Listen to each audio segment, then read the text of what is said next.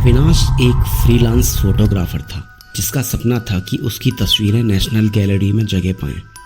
उसकी पत्नी नैना हमेशा उसका समर्थन करती थी, लेकिन पिछले कुछ महीनों से अविनाश अपने कैमरे में अजीब अजीब तस्वीरें कैद कर रहा था। तस्वीरों में धुंधली परछाइयाँ, काले धब्बे और कभी कभी चेहरे नजर आते थे जो असल में वहाँ होते नहीं थे। ये सिर्फ लाइट की प्रॉब्लम है अविनाश, नैना ने समझाया, पर अविनाश की बेचैनी बढ़ती जा रही थी।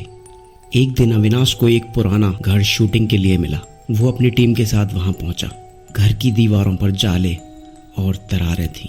जैसे ही उसने पहली तस्वीर क्लिक की, कैमरे की स्क्रीन पर एक पुरानी लाल साड़ी पहने हुए महिला की झलक दिखाई दी, लेकिन सामने कोई नहीं था। तुमने वो देखा? अविनाश ने हड़बड़ाकर पूछा। किसी ने कुछ नहीं देखा, उसके पसीने छूट गए। अविनाश के दिमाग में वह चेहरा बार बार घूम रहा था। उसने घर के मालिक से पूछा तो उसने बताया, वो मेरी माँ थी, उसने इसी घर में आत्महत्या की थी।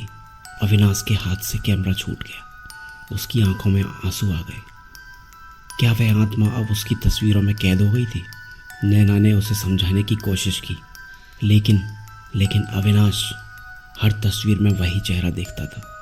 वह रातों को सो नहीं पाता था। अविनाश ने अपनी सारी तस्वीरें ध्यान से देखना शुरू की। हर तस्वीर में वह महिला अलग अलग जगह पर खड़ी दिखाई दी, कभी घर के दरवाजे पर तो कभी खिड़की के पास। लेकिन एक बात ने उसके होश उड़ा दिए। एक तस्वीर में महिला ठीक उसके पीछे खड़ी थी, हाथ उसके कंधे पर रखे हुए। उसका पूरा शरीर ठंडा पड़ गया।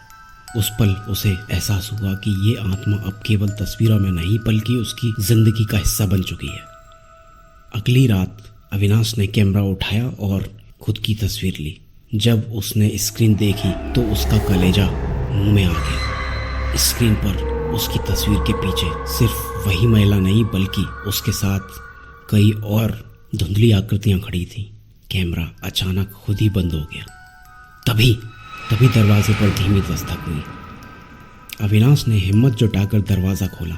सामने वही लाल साड़ी वाली महिला खड़ी थी, लेकिन इस बार उसकी आंखों में दर्द नहीं, शांति थी। तुमने मुझे कैद नहीं किया बल्कि आज़ाद किया है, उसकी आवाज़ गूंज उठी। हवा में उसका शरीर धुंध बनकर धूल हो गया।